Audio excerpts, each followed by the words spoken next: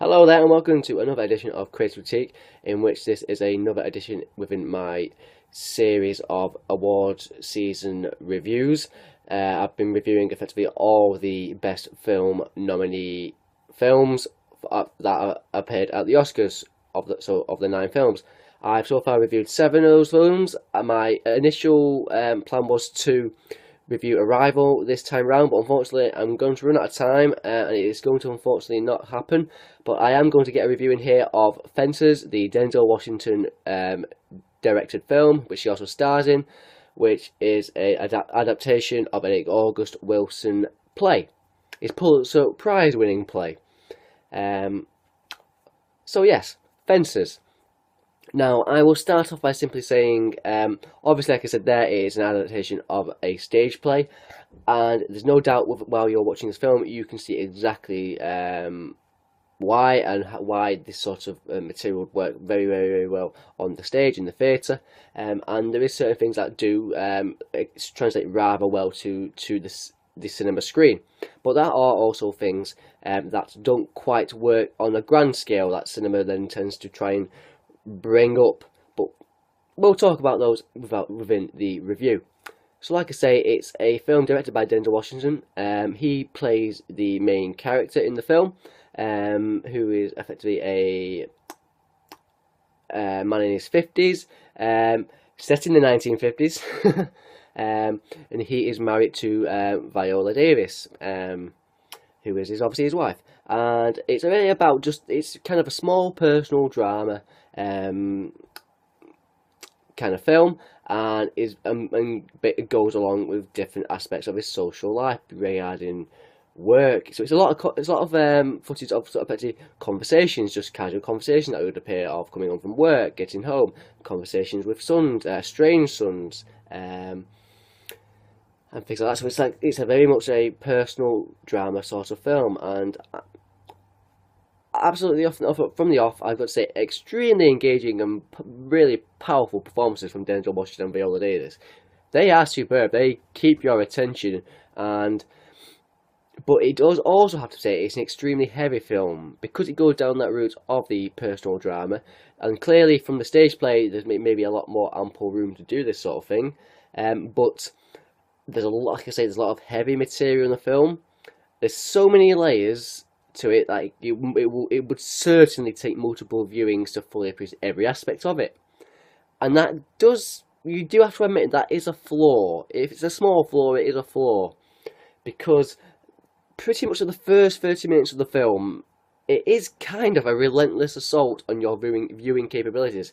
Now that doesn't sound, considering the film I've just described to you prior to me saying that, would sound surprising. Like I say, it's a small personal drama sort of film, but I'm not saying this is going to sound awful, but you're almost talked to death for the first half an hour, because you're trying to keep up with what's going on regarding the characters and sort of the different implications and layers of things going on, and you don't quite fully take every aspect of it in. After that first 30 minutes, you settle into it a bit more because you know what you're expecting now, and maybe you can get to a grip a bit more. But at its most engaging, it's phenomenal character portrayals, and the likes of which we don't often see in our film screens.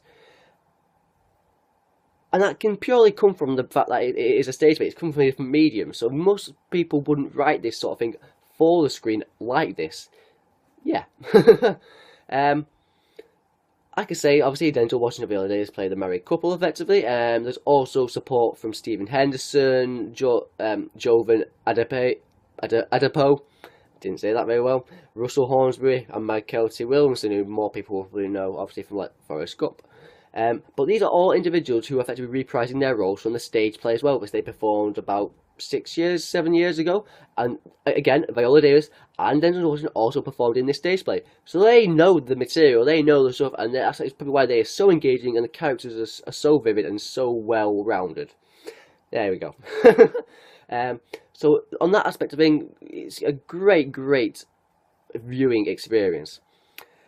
It is it's definitely worth seeking out, because from a purely performance piece of cinema, like I say, it's something that's not been very often seen in our film screens for the reasons I've just explained. Unless we forget that Denzel Washington directed this, and let's be fair, he's performed it so many times, he probably knows the best way to direct it, and there's no doubt he's done a pretty sterling job in doing it. There are certain things about it that aren't quite as cinematic as it could be, and probably does work on a smaller scale, maybe to a degree of something where it could be like a TV serial drama set over like 6 episodes, something like that, and probably work better and explore different aspects of these relationships, and maybe like relationships from the past, and sort of maybe things to do with his early life that he could explore more. But it does capture a moment in time as well regarding, like, obviously it's effectively showing the social and economic situation of Black America at that time in the 1950s. So it's definitely of interest from a historical point of view as well. And like I say, as somebody said, it shows the pitfalls and almost sometimes maybe a little bit of the running down of themselves sometimes as well, in terms of certain aspects, blaming a particular thing where possibly sometimes that doesn't need to be the reason. It's a reason for lots of other things, but maybe not that particular reason. So this, like I say, there's many things to read into the film which you're not going to get in a one-time viewing, from my point of view anyway. Yeah, at its most riveting. It is riveting. There's particular exchanges between one of his sons and Denzel Washington, and an exchange between Denzel Washington and Viola Davis that I just, yeah, I mean, you're acting. Sometimes some people might see that as a flaw, but yeah, flipping it, you don't see that very often, and when it's done to as good a degree as that, well done. Really, really entertaining and really riveting stuff. So, like I say, it's been nominated for Best Film, it's been nominated for Best Actor for Denzel Washington, been nominated for Best Supporting Actress Viola Davis, who has recently just won the BAFTA for her supporting role in the film. So it sets a little precedent there, so that she may possibly get a win at the Oscars, we'll see. And also Best Adapted Screenplay as well. Posthumously, of course, regarding August, because he died a little while ago. But yeah, so it's got the respect of the Academy, because you can see it's an absolute performance in terms of actors and stuff like that. And I do think certain aspects of it, those certain aspects are worthy of it. I don't particularly think it can win Best Film, and I'll be loath to say that it is definitely one of my top tips. It is not. So with the competition, it's not for me the best film in the even the top 3. I've got 3 preferences for the Oscars this year. But it's a damn entertaining and damn good film, with small flaws. Maybe that is sometimes a little bit too much to take in, and that's not a particularly bad criticism. It's trying to give you lots of stuff to debate. It just begins repeated viewings and so on and so forth. So there we go. Fences is my final review of the 2017 awards season. There we go. And now I may do a Oscar fallout possibly review to see what we can gather from the resulting winners and so on and so forth, and whether they were deserving of stuff like that. So that may be on the horizon very soon.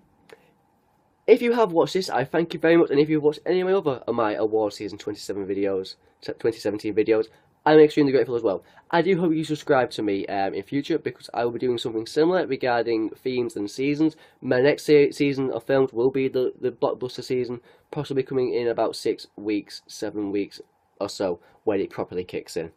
So there we go. I thank you if you're ever watching. I do hope you subscribe to me, and I do hope to see you very, very soon. Thank you very much for watching, and goodbye.